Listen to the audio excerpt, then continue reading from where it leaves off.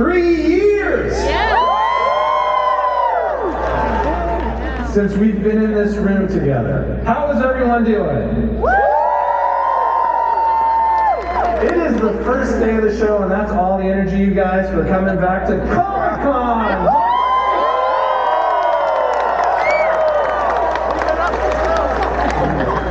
We are so pleased and happy to have Paramount Theatrical, Paramount Pictures here as our first panel. We know that they always put on a great show. We're super excited for you guys to see Paramount Pictures and E1's Dungeons and Dragons, Honor Among Thieves. It is going to be a great movie. It's going to be a great time. We're really excited. Let them hear how excited we are to have them here. First,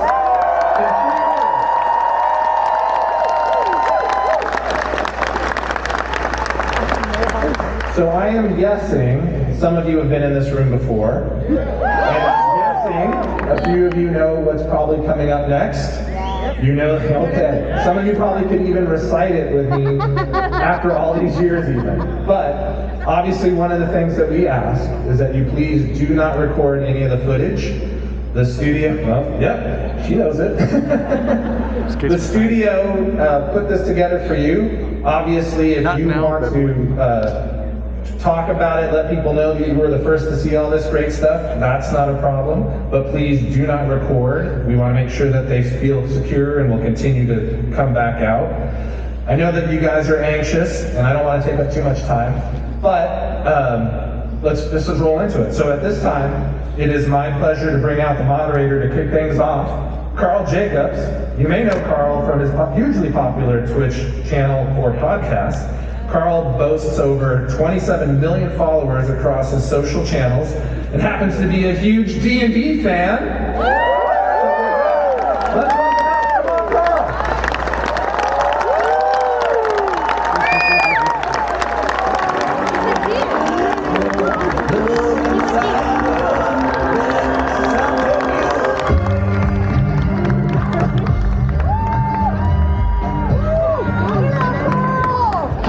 San Diego Comic-Con! Super excited to be here with you all after 3 years of no Comic-Con. Back in Hall H to kick off the year. And what better way to kick it off than with such an awesome franchise, Dungeons and Dragons. It's something so near and dear to my heart, and I'm sure the same goes for you guys. Today we're going to have some awesome conversations with some of the guys behind the movies, as well as the incredible cast. But remember, anything you guys see here is just for you guys at Hall H. So, yeah, please don't record. I know you already said it, but now I'm saying it also. So now no takebacks.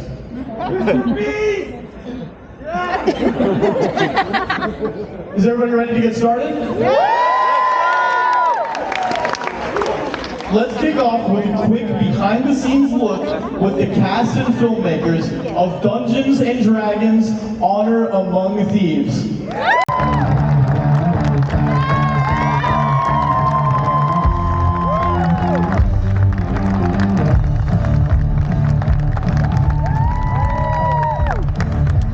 How are you doing? Dude, I'm doing so well. Standing on the stage. It's awesome to be back at Comic-Con. And I feel like I grew up at Comic-Con. Like I've been coming to Comic-Con for so long, since the very first Iron Man 1 presentation. And to be here with something like this, that's something totally like brand new, it's crazy, guys. It's exciting. We're gonna get some people up here with you. How does that sound? Absolutely. Awesome. Next, please welcome the film's directing and screenwriting duo. They've written Horrible Bosses, Spider-Man Homecoming, and directed Game Night. Here's Jonathan Goldstein and John Francis Daly.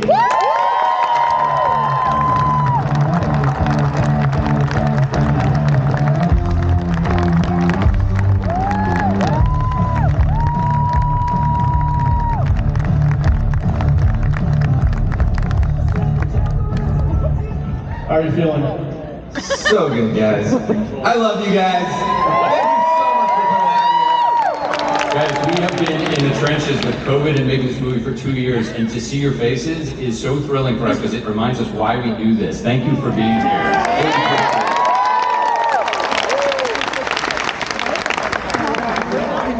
Well, let's get into it. Let's start with Jeremy. Can you tell everyone about the genesis of the project? What appealed to you about it, and how much did you know about the world of D&D coming into the film? So I had worked with John and Jonathan on a movie that I love called Spider-Man: Homecoming. That these guys have written. And to me, there's this sense of heart and humor and spectacle, and this ability to balance tone, and that is what makes these kind of movies to me work. Is this like tonal balance between thrilling and exciting and heartfelt, and you want to cry, and anyways. I know they could do all of that, and I was so excited to find out that they were on this. And when they called me, and the studios called, and everyone was like, we want to make a D&D movie and launch something totally new, and it's with Jonathan and John, I was like, all right, I am 1,000% in, and it's been a journey since that phone call of non-stop work for 2 years, 2.5 years. I did not stop the whole time. Not at all. Very fun. John? Both of us have a long history with D&D. We should start with that. I played as a kid the first edition, and I would play, my older brother was the dungeon master, and he would always kill me off the first half hour. Whatever I did, I'd end up in a gelatinous cube. Just, there was no saving me. Jonathan was Elliot in E.T., basically. And now my 10-year-old son plays every week. He's here today. Samson, where are you? Say hello. I had been an avid player since I was 14 years old when I was an actor on the show Freaks and Geeks. Thanks a lot. And my character was a geek, and he was a huge fan of Dungeons and Dragons. I had known peripherally about it, so I decided, being the young method actor that I was, to play a campaign with the fellow cast members. And immediately I fell in love with the world. Because as you guys know, anyone who plays Dungeons & Dragons is not just a game, it is really the feeling that you get when you play the game. And that really is what we try to do here with this film. That sense of camaraderie, family, coming together as a group, facing obstacles that you don't know what to expect. I mean, so many things that, much to the chagrin of the DM, doesn't know what's going to happen. So that is what we wanted to capture. And of course, that very unique brand of humor that I think sets us apart from anything else in the fantasy space. So it was a real excitement for us. So since all of you guys are D&D fans, I have to ask, and more just broadly movie fans, what in the film are you most excited to share with the audience? Well, for me, it's the chance to bring to life these creatures, these places, these people that we've only been able to sort of imagine in our heads, and to give solid matter to that. I mean, it's such a thrill. You're going to see things today, and then eventually when the movie comes out that, you've been playing or hearing about or imagining for years. And now that we have the visual effects technology and also practical effects in the movie, we're able to bring those to life, and that's just so exciting to us. Yeah, we have the geniuses at Legacy Effects doing all of our creatures and animatronics. It was really important for us to do a real fusion of practical and visual effects. So we have the top visual effects companies doing it, ILM and MPC, and Legacy, who gave you Baby Yoda. So what more can you ask for? Grogu. You're right. I missed that. No, I think for me, the thing that is, the theme that I think always binds us when we watch a movie is this sense of family, of found family, of finding like this group of people and kind of connecting with them. And like, that's what makes Guardians, that's what makes the Avengers. I think you look at like these groups that come together and the personalities clash and they face a giant obstacle, and they have to kind of become a family over the course of it. I know it sounds like kind of, but I'm a very emotional guy, so it is kind of just the thing I love the most. And what this journey has is really that, because these folks don't really all belong together, and they've learned to love each other, and I feel like I've fallen completely in love with this cast along the way because of it. It's really, really fun to watch. And that's the thing I'm most excited about the film. Well, talking about the cast, I think we've waited long enough to bring them on out. Everyone welcome the cast of Dungeons & Dragons Honor Among Thieves, starting with Chris Pine.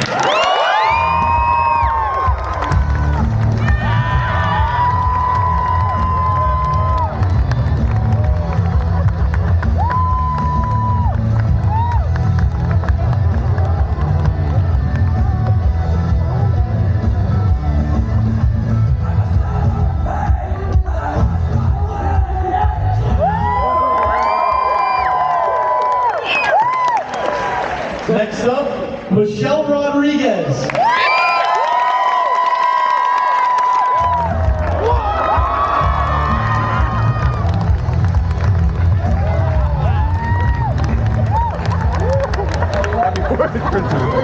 Renee Jean Page.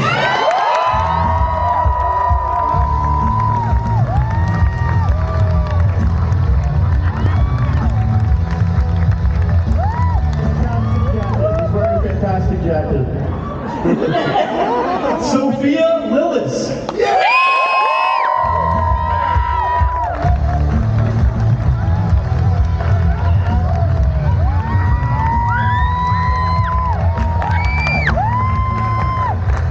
And to round it off, Hugh Grant.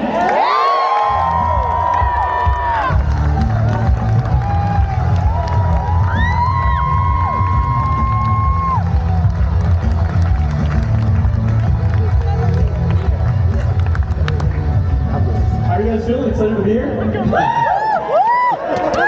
Awesome. Well, let's get into it. I'm going to start with you, Chris. Tell us a little bit about what drew you to the film and who you play. So I wasn't a big D&D, but my nephew, who's now 13 years old, is a huge player, was writing his own campaigns, was playing every week.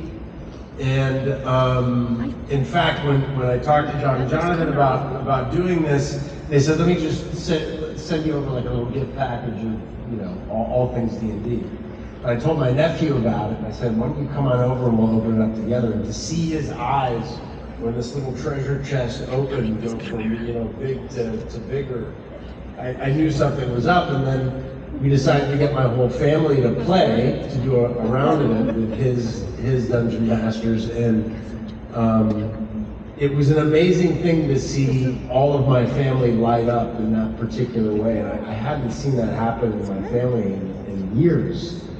And from my father, who didn't really want to play, my sister, who thought it was kind of a pain, to how it just slowly snowballed, and everybody got super stoked on it and really excited, and then 3 hours in, you've completely forgotten that that you didn't want to 10 minutes before or whatever. And so yeah, it was a surprise to me that I hadn't really found it until 42 or whatever, and I had this I know, tell me about it.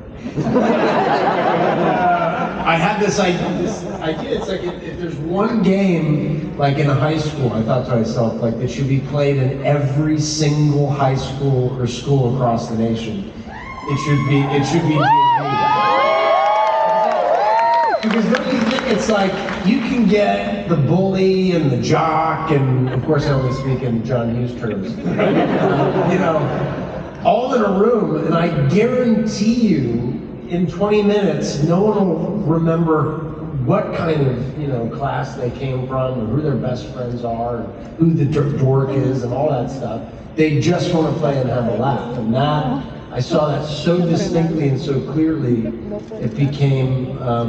I just thought it was such a great world and an energy that I wanted to put out for the world, is to spread the gospel of D&D.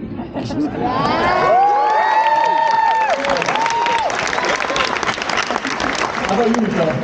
I mean, I just grew up in Jersey, man. You don't grow up in Jersey without playing D&D. It's just, what you do. At 15, 16, 17 years old, I hadn't played in over 20 years until the boys called me up and said, hey, you into playing a Viking? And I'm like, sure. Barbarian, but yeah. But yeah, it just brought back all these memories, being a kid in the basement, goofing off with my friends, It's a beautiful experience, and I think role-playing games are awesome, and I think more people should do them. she kicks ass. Yeah, on to you, Regan. Yeah, I've always been D&D adjacent. I think I came in and I enjoyed computer games that do the math for me. I basically grew up as anyone, so like I was picked on as both being weird and foreign, and I went home and I made angry guitar music, played Chrono Trigger and Diablo, you know what I mean? Yeah! So I kind of came into it through that way, and so I think that that world of, I know a little something about escapist fantasy that gives you no limits, that gives you kind of this big open world of possibility that may not necessarily always be open to you in your real life, but is there the second you get a group of people together. And I find that in a slightly less inspiring way than our leader over here, kind of like the same thing. I've always found role-playing games super inspiring in that way, so that's the way I came in. And I play Paladins Valor, which is fun. Sophia? Hello. Yeah,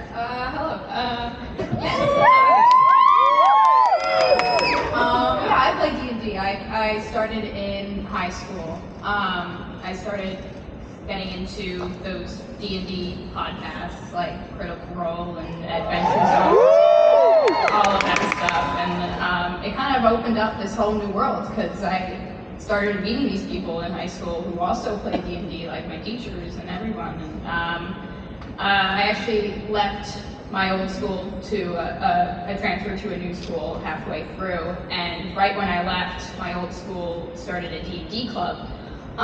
So every day after school, I'd take like a 20-minute transit back to my old school and run in and play D&D with my old math teacher and everyone, and that was one of the most funs I've ever had in high school, and I still think about it to this day, and I still try to get together with my old friends and play another campaign, maybe DM one day, I don't know, but yeah, no, I love D&D.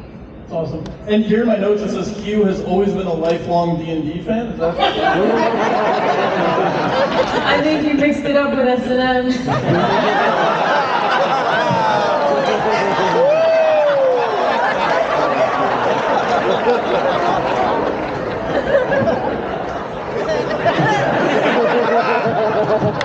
She's not wrong. I've been an enthusiastic dungeon master for some years.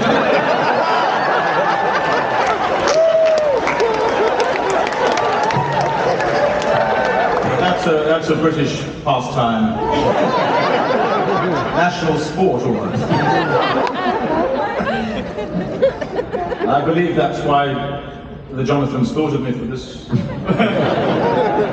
My reputation. But no, what a lovely film to be in. It's really funny, it made me laugh a lot, and what else can I say? How nice to be here, how nice to be here.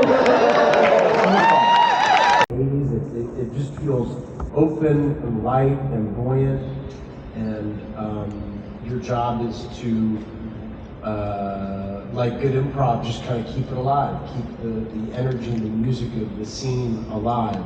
And I like that kind of filmmaking, and it makes for a nice energy on set because you're not trying to fix all of the world's woes with deep sadness or whatever. There's certainly pathos and deep and great emotion in this, but I would say the word I think of is kind of the buoyant, kinetic, fun, lively, popping energy to it, and that I think we all glommed onto and really rode with it. Oh yeah. Super. We'll take that comparison. That's so cool. I think the filmmakers might have a clip that they want to show. I thought you We lumped it in the average. as long as it doesn't start with That's actually in your all those technical difficulties out of the way. Yeah, just a caveat. This is a very unfinished film still. It's fresh off the Avid, which is an editing device. Oh, you know that. So, you might see some visual effects that are not still there yet. You are literally the first people to see all this. Yeah, I don't think it requires too much setup, but essentially our group of campaigners here are trying to find this helmet. And the only way they can do that is to raise some corpses and ask them some questions. Of course. Mention of a search for a relic. Can you give us a little bit more about that? I don't know, can we? Well, they've got this. Jeremy, why don't you answer that? Is there a red dot on my forehead yet? Tell me when there's the red dot. I know I'm not supposed to say more. No, the movie, there's a lot of questing in the movie, as you can imagine. And our team is on the search for something that they think will probably solve the issue that they're facing. We'll find out if it does, right? Am I right? We'll find out. Is that vague enough for you? You should be a politician. That's the exact answer I'm looking for. Okay, well, we can take it to the cast then. Based on some of your classes, I'm assuming some of you, like Michelle, who's a barbarian, and Reggae, who's a paladin, had to really prep as warriors. I'd like to hear about that if you want to start with Michelle. Yeah, lots of working out, lots of protein shakes, lots of gas. Lots of push-ups, lots of sit-ups, lots of lifting weights. During COVID, you could get lots of frustration, so I kind of got Jeremy to hook me up with a punching bag by my trailer. That is accurate. That helped a lot with the stressful days. But yeah, no, I had a blast training. I gained about a good 10 pounds of muscle for it. Yeah. It was fun. I really did enjoy, chiseling out the body, That's awesome. How about you, Reggae? I don't know how to follow that answer. Yeah, lots of push-ups, lots of sit-ups, lots of that. I got to swing a sword around for a living. Do you know what I mean? Like that was just everything that you ever want growing up and coming into this business.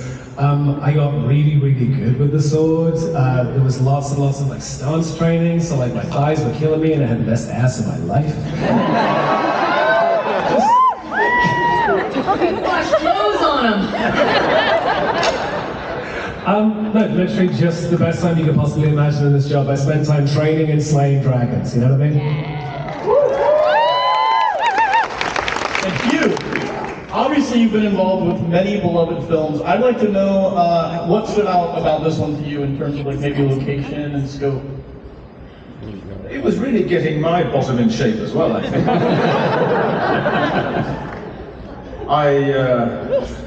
What was the appeal? Well, I tell you the big appeal. Is that what you just asked? Because I can't hear very well. Sure. Is that what you asked me? Yeah. What was the appeal? Yeah. The appeal was that I found the script incredibly funny. I hate all scripts. I'm notoriously negative. And to my astonishment, I was sent this thing which really made me laugh. I thought it had a real Monty Python vibe to it. Such as the clip you just saw. And I think that was a main thing, and quite a juicy role for me. Nice costumes. I've lived in the UK all my life. I'd never been to Northern Ireland. It was fascinating to go there. And then this amazing cast. I didn't like the directors very much. Feelings mutual. No, I did. I loved them. I love you too. So in addition to everything you just said, D&D wouldn't be what it is without its awesome and magical monsters. Do any of you guys want to give hints at what we'll get to see from that? Well, you're going to see some soon. As you know, there's literally a monster manual, and there's hundreds and hundreds to choose from, so we had to make some tough choices, figure out which monsters and creatures would suit the story, which you all would want to see most, and which we could bring to the screen convincingly. And so it was a real conversation, constantly figuring out which we were going to feature. And I think you'll see we have a lot of your favorites, some lesser knowns. Yeah, and what you will see is not it. We have dozens of monsters and creatures in this movie, and dozens of spells as well, if that interests anyone. And they are all true to the lore, and it was really fun kind of figuring out what would work best within the context of what we were watching. We worked at every step of the way with the Wizards of the Coast, who were an invaluable resource for us from before, when we were writing the script all the way through production to try and make sure that what we were doing was in line with the lore. I think for hardcore fans, hopefully they'll see the reality of the game reflected in there. And for those who don't know the game very well, it's still going to work because it's a fun movie. Awesome. Well, on that note, we actually do have another early clip, so let's go ahead and check it out. That was Dungeons and Dragons Honor Among Thieves coming out March 3rd, 2023.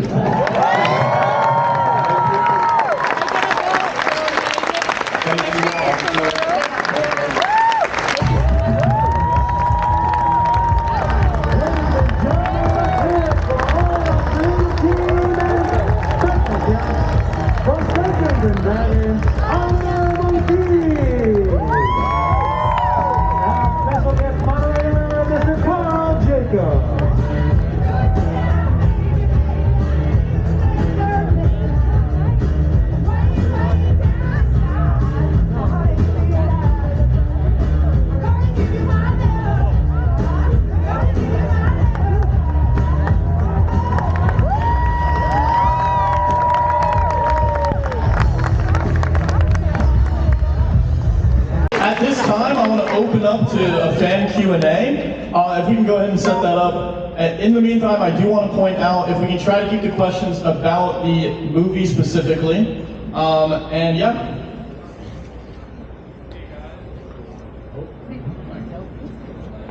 Hello. Oh, there. Hello.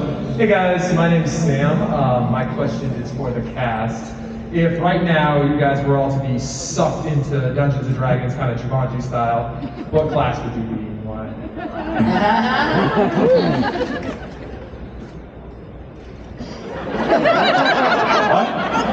Let's start with you. What class do you think that you would be if you were sucked into Dungeons and Dragons? The highest class.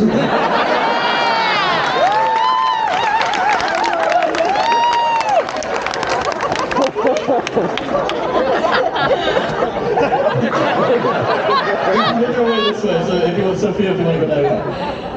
Oh God. Well, since all of us are actors, I would say bard, right?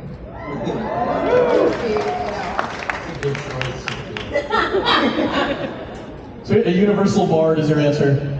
Universal bard. I mean, I've always preferred support classes, just so you can kind of be a little step back from the action, but kind of take all the credit because no one else would survive without you. And support classes do not get enough credit, so I'm going to count. I'd definitely be in the wizard category. I like the idea of being able to disappear and appear whenever the fuck I want to. I like sneaky. Bard, 24/7 bard. That or like if Leroy Jenkins was a class, that'd be me. Sure, and then next question. Hey everyone, hi Chris, nice to see you again. And my name's Luke. My question is, if you could cross over D&D with one other franchise, what would it be? It's for everyone, the question. Sense and sensibility.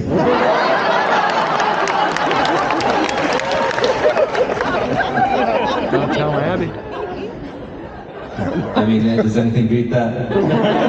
Foundation. I would mix Dungeons and Dragons with Foundation. Asimov's work. That would be really cool. Sick. D&D in space, bro. Yeah, but what about Top Gun? Tom Cruise and Wizards. Good for that. Owlbear's pretty cool. Sweet. If there is one universal truth, is that the party is in need of a healer. Before we get to the next question, I want to point out that there's a custom tavern experience from the epic world of Dungeons and Dragons here in the Gas Lamp, which I went to visit last night, and I was curious if any of you guys did. We did, yeah. Yeah, it was awesome. Kind of scary, actually. You get a glow-in-the-dark drink, which you can have with or without alcohol. So there's that. And we can go into the gelatinous cube. I feel like we're not some of the best bits here. I love the sound system. I'd love to DJ in that sound system. It's pretty sick. And if you play your cards right, you might be turned into a red wizard. Well, if it's possible. Awesome. Okay, sweet. Next question.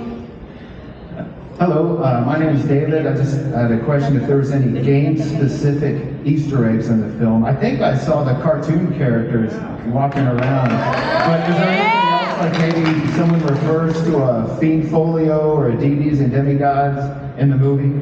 There are absolutely a ton of Easter eggs that we loaded in there. Some things that we weren't even aware of that the Wizards of the Coast were helpful enough to help out with. But yeah, if upon multiple watchings, I think you would actually see many of them. Obviously, if I gave them away, though, Then there would be Easter eggs. an Easter egg, right? It'd just be an egg. Awesome. Next question. Hello everyone, my name is Nico Holt. To ask my question to the cast and filmmakers, will we get to see any villains relating from the game for this film reboot, like the Beholder, Mind Flayer, or Vecna?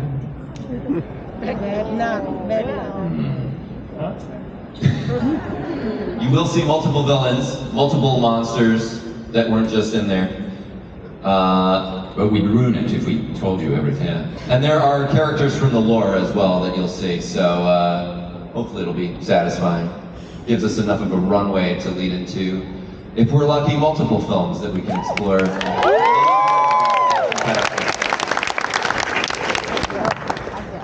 Sweet. Next question. Hi.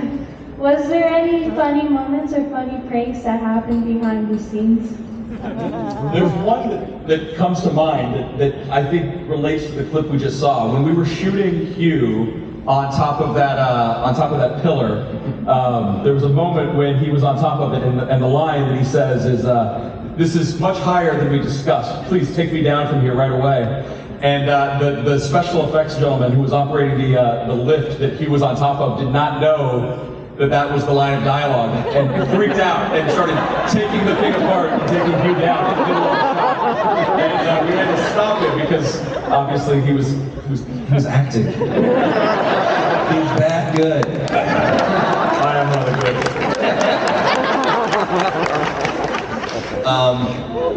No pranks come to mind, but I do remember one of the biggest challenges was trying to find, we wanted them to go through this wheat or oat field that was not green. And in Northern Ireland, that is way harder than it actually seems. We went on hours and hours of location scouts trying to find a yellow field. And you'd think that wouldn't be that hard, but we finally, after like 12 hours of scouting, found this oat field that we ended up buying acres of oats so that we could film on it. And so if anyone wants oats, You own Paramount and E1 own oats now. I don't know if they know that, but they have. not for human consumption, they're quite old, but if you have a horse, Well, we were leading horses through in that scene, and they kept eating the oats, and we had to reshoot that moment. Horses like oats. So you know that.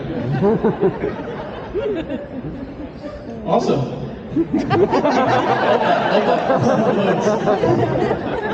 Another question? Yeah, my question's for the whole cast. It seemed like you had a great time shooting this. Would you all be down to do a sequel? Absolutely. Let me just say, what I love inherent in that question is a lot of positivity about what this film will do. And so, because that response had so much positive energy, because I can believe that you believe in the power of our Dungeons & Dragons film, I have been given 4 tickets to the Dungeons & Dragons Tavern Experience. It's a first entry situation. And they are yours, my friend.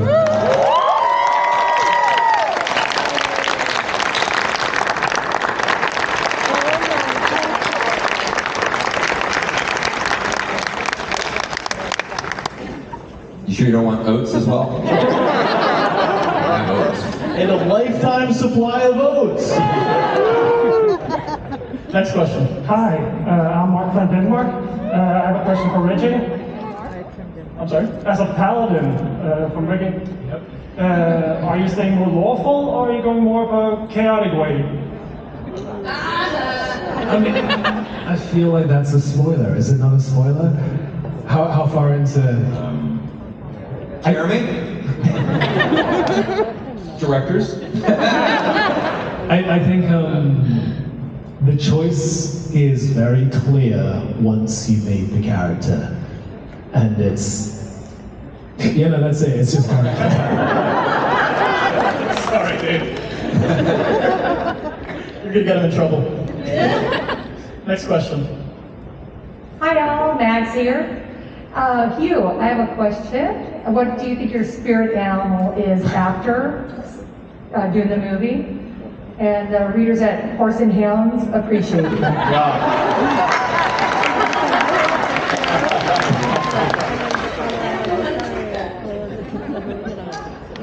My spirit animal? I don't know. I suppose I'm a tiger.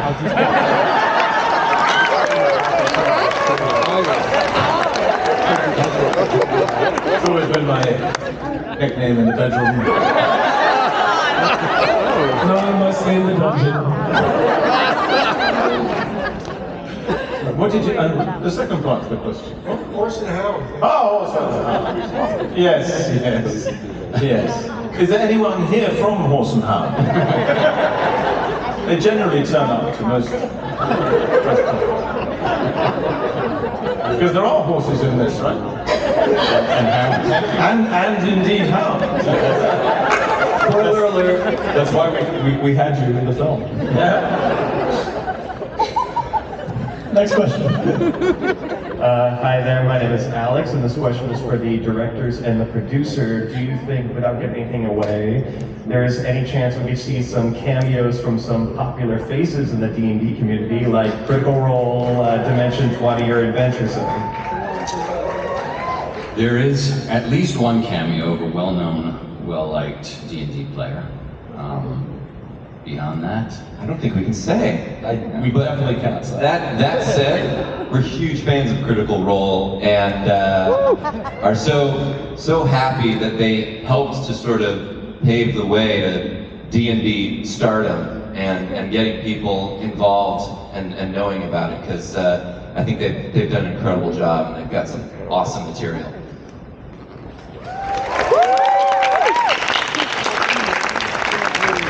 And this will be the last question.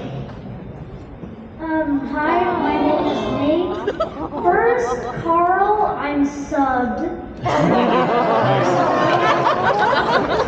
And if you could take any items from the set, which one would you take? Chris took a bunch of things from me. I took my horse. Castle I lived in. I thought your axe was pretty cool. It was pretty cool. Yeah. I did take that. Cool guy had a pretty cool axe. I had a great flute. Flute was cool, although it was never in tune. Made playing it quite difficult. Reggae?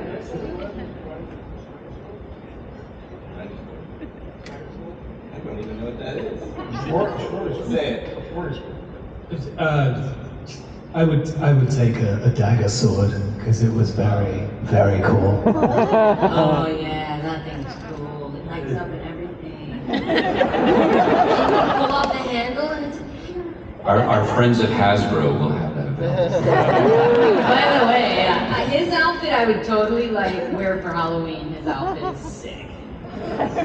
Especially if it comes with a sword that pulls out into You know how I was checking the spoilers behind your back? Pretty badass. Sophia. I had a slingshot. Oh yeah. An arm slingshot thing, which will be a prominent thing, and I like it. I mean, it's good. I don't know, it wouldn't be very useful in real life. Yeah, I mean, it was fun. And I wore horns in the show. Magnetic ones that kept falling off. Yeah. But they were pretty cool. I like those. I don't know. Actually, I wouldn't take those with me. Yeah, that's actually that's it. Can I change my answer? Can I take the fish that was covered in KY jelly? Oh yeah. No, too late. That's in my bedroom. Well, you as a child asking the question. Just keep that in mind.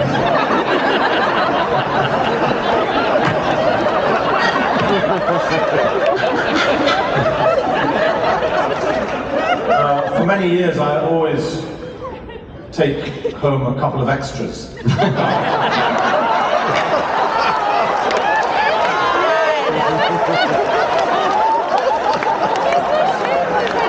Extra costumes. I've got quite a few now. And on this one, I got a couple of very pretty extras I'm very, very pleased with. They're in my dungeon now.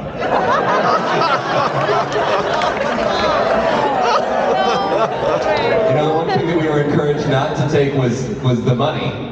Because obviously, as to Dungeons and Dragons players, the coins are very unique looking, and we created a ton of them, and they're quite authentic and cost way more than the real money that they represent. And so I think by the end of it, the crew and cast and I collectively stole thousands and thousands of dollars. There was none left when we needed it later. There was no coins left. It was outrageous. And I know a lot of the weapons, the screen-used weapons, are actually at the tavern. Yeah, there's a few things from the movie at the tavern, yeah, and a few things from our friends at Legacy Effects that we had on the set. There's a dragonboard, which you kind of see the detail of the incredible workmanship and craft work. Something we haven't really touched on is that we really made an effort to use practical effects as much as digital ones.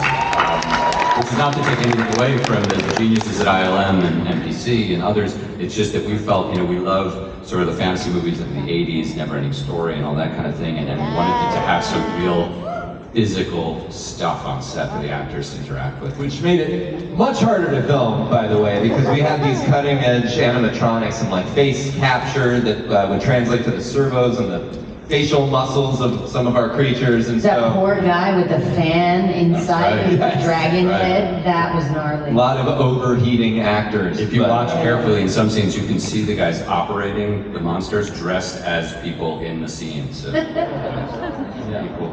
I gotta say, that's the coolest part, because after years and years of making these types of movies and technology growing the way that it does, shooting on a green screen with golf balls sucks balls. So having like some real cool, animatronics on set is really helpful. It just makes you really feel like you're part of what's going on. And you get to see the artists, man, do their thing. It's beautiful. It's really cool. Thanks, guys. I want to give thanks to the cast. Give it up to the cast.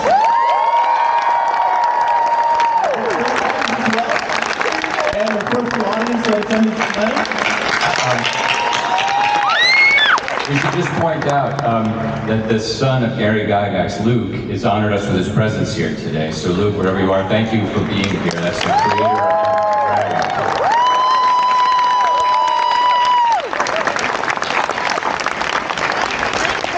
But before we go, there's one last treat for everyone. We chose you all here at Comic-Con to be the first people we share the trailer with. So we're going to debut the first trailer of Dungeons and Dragons: Honor Among Thieves.